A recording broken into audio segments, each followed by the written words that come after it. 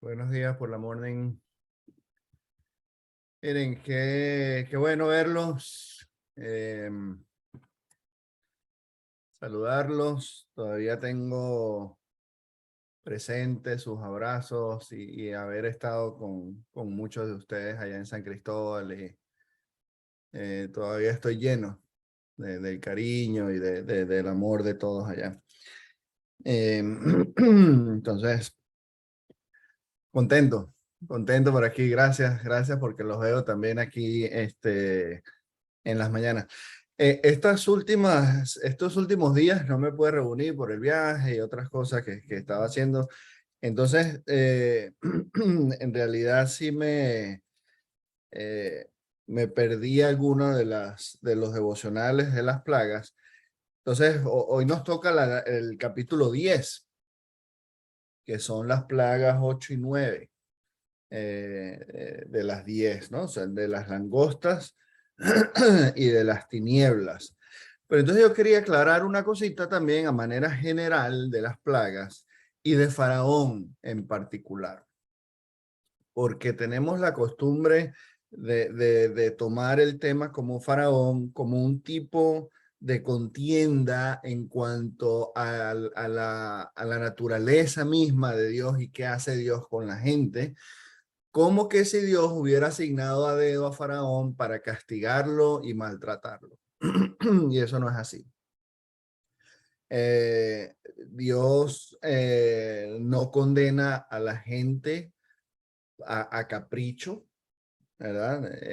Dios es misericordioso y eso lo vemos en toda la Biblia. Dios tiene paciencia. Él espera, se revela, nos dice, nos muestra. Entonces, ¿qué pasó con Faraón? ¿Por qué dice la palabra que entonces el mismo Dios dice, yo endurecí o yo voy a endurecer el corazón de Faraón? Eh, eh, Voy a castigar al pueblo. Entonces, lo que está pasando es que cuando vemos aquí que Moisés le presenta al faraón, le presenta quién es Dios, quién es Yahvé. Este señor responde de manera arrogante, como lo hacían muchos de los eh, dignatarios, por decir, de esta época, ¿verdad? Eh, ¿Quién es el Señor? Allá por el capítulo 5, versículo 2. ¿Quién es el Señor? Respondió el faraón, para que yo le obedezca y deje ir a Israel. Ni conozco al Señor, ni voy a dejar que Israel se vaya. Entonces, acuérdense que los egipcios eran politeístas, ellos tienen cantidades de dioses para muchas cosas, incluyendo el faraón, que era como era un dios para ellos en realidad. Entonces, él le dice, mira, yo no conozco ese nombre. De todos los dioses que yo me sé, ese Yahvé no me suena, yo no sé quién es ese. Entonces, el no reconocer a Dios, inclusive ahorita en nuestra época, que hay muchos ateos, me parece también la moda que hay de querer desechar, ¿verdad? Apartar a Dios y a sus mandamientos en la sociedad, ¿no? Ese es uno de los más grandes, por supuesto. Si no creemos en Dios, entonces, ¿cómo le vamos a alabar? ¿Cómo nos vamos a acercar a Él si no lo reconocemos a Él como Dios? Entonces, es el primer pecado bien fuerte, bien grande de Faraón. Y entonces él, como menosprecia a Dios, él se pone en un plano de tú a tú, de contrincante. Esto es como una pelea entonces, que le declara el faraón a Dios mismo. Yo no voy a dejar salir a la gente, yo voy a hacer lo que me dé la gana, yo soy el Dios aquí en esta tierra. Y aparte, entonces, él hace por la cultura y las creencias de ellos también y la suya misma, él se hace como una representación de un Dios, ¿verdad? Muy distorsionada, muy fea. Y a pesar de que nosotros como hombres somos creados a la imagen de Dios, ¿verdad? La imagen de ese Dios que está representando el faraón es completamente opuesta al Dios creador de todas las cosas. Entonces Dios no señaló a Faraón, yo te voy a castigar a ti y tú vas a sufrir por esto y por esto, y yo voy a endurecer tu corazón para que pase esto, sino que el mismo espíritu contencioso de rebeldía, de orgullo, de ignorancia de este hombre hace que Dios le diga, ¿tú quieres pelea? Bueno, vente para acá, vamos a pelear entonces, güey. Si eso es lo que tú estás buscando, aquí lo encontraste. Y empieza con la primera plaga, que ya la vimos, ¿verdad? Ya leímos de esto, que es el agua del Nilo que se convierte en sangre. Pero entonces acuérdense lo que hizo Faraón en el Nilo, en los primeros capítulos. Lo que hace Faraón en el Nilo es que lo llena de sangre. Él lo llena de sangre con la muerte de los niños varones que lanzaban las parteras al río. Entonces, cuando Dios empieza en esta contienda contra el faraón, él le va directo a quitarle la cabeza. Faraón solamente con esta primera plaga, él debió haberse rendido, porque primero le hace ver su pecado. El juicio es contra la fuente de vida de la nación. El Nilo es por supuesto, el riego, hasta el aseo, el baño, el esparcimiento. El río Nilo significaba muchísimo al punto de deidad también, ¿verdad? Para los egipcios. Y Dios empieza por ahí. Entonces, es importante que tomemos en cuenta que también inclusive en Romanos, acuérdense ya en Romanos capítulo 1, cuando la gente se entrega al pecado, ¿verdad? Y entonces eso es más, más cerca a nuestra época inclusive, pero cuando más la gente se entrega al pecado, entonces Dios dice, ah, bueno, entonces yo los entrego a sus concupiscencias. Si alguien está anotando por ahí, está en Romanos 1, en el 24, en el 26, en el 28 y en el 30. Y fíjense, rapidito aquí, ya déjenme buscarlo aquí, se me fue la página. Pero en el versículo 30 del versículo 1 de Romanos, dice acá, calumniadores, enemigos de Dios, insolentes, soberbios y arrogantes. Eso es Faraón.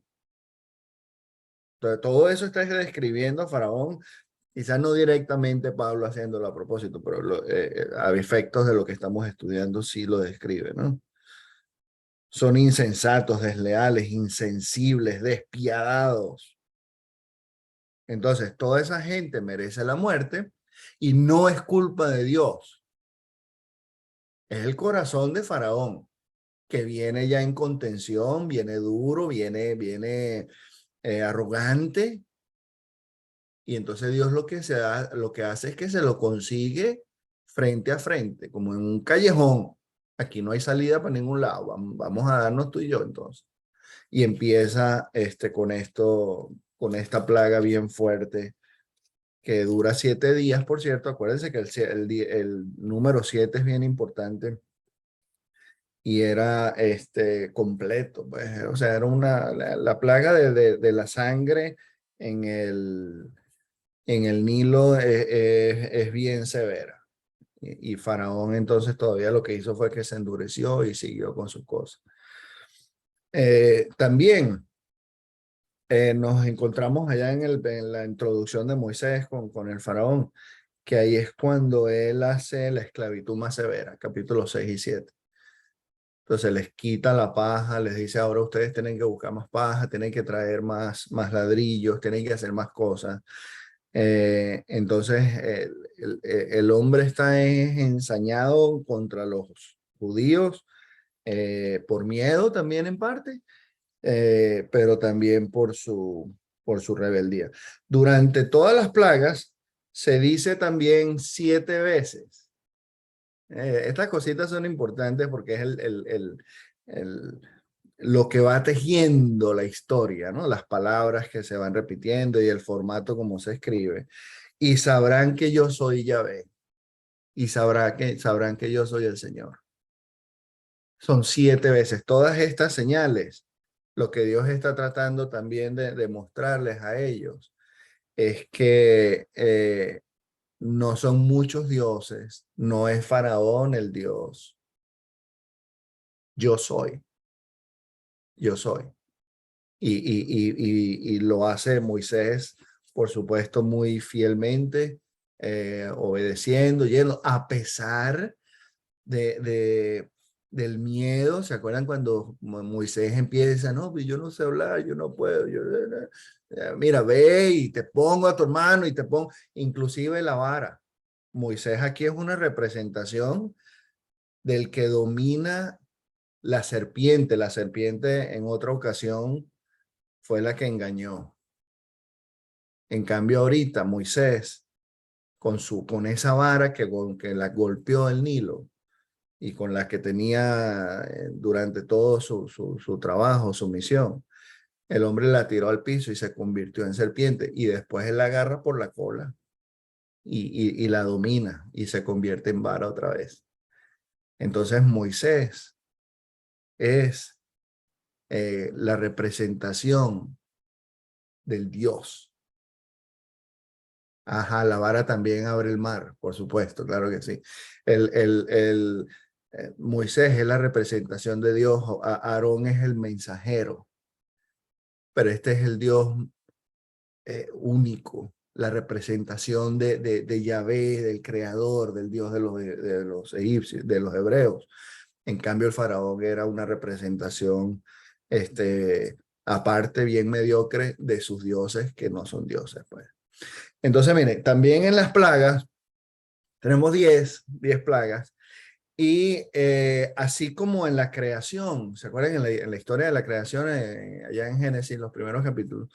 La historia está organizada muy obviamente, ¿no? Es como casi como un poema. Y en los 6 días se hace la creación, todo está organizadito y en el séptimo descansa Dios. Las plagas también, las plagas también están organizadas en grupos de 3. La última plaga es especial y eso se la vamos a que el hermano que vaya a enseñar allá de la última plaga hablará de eso, pero es la más larga inclusive. En la historia de las 10 plagas se lleva 3 capítulos.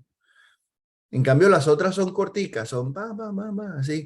Y entonces la hace especial a la 10, por supuesto, ¿no? Y ahí empieza la Pascua y otras cosas que vamos a estar viendo allá de eso. Pero entonces estas plagas de 3 tienen unas cositas interesantes nada más para que, esto es para que veamos y quizás nos podemos recordar de las plagas un poquito más fácil, que era uno de los propósitos también.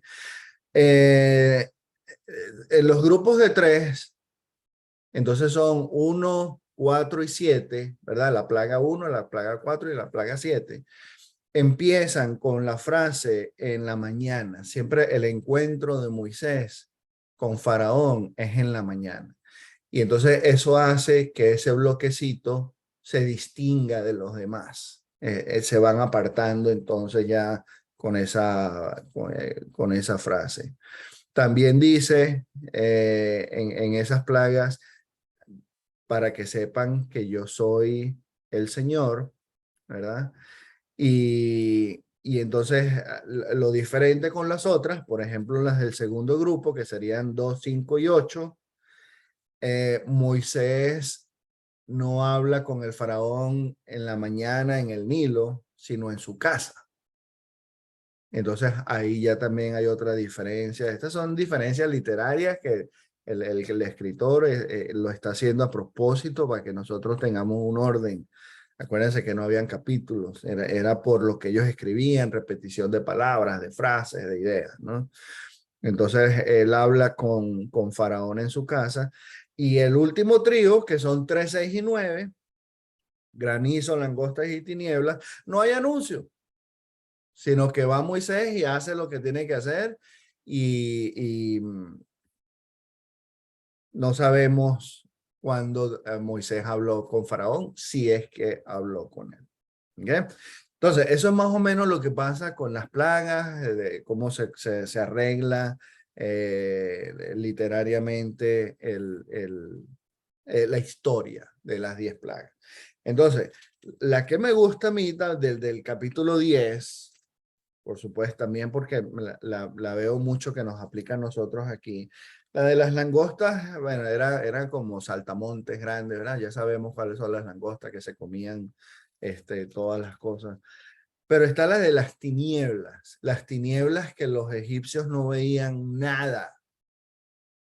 Los judíos sí veían, ellos no.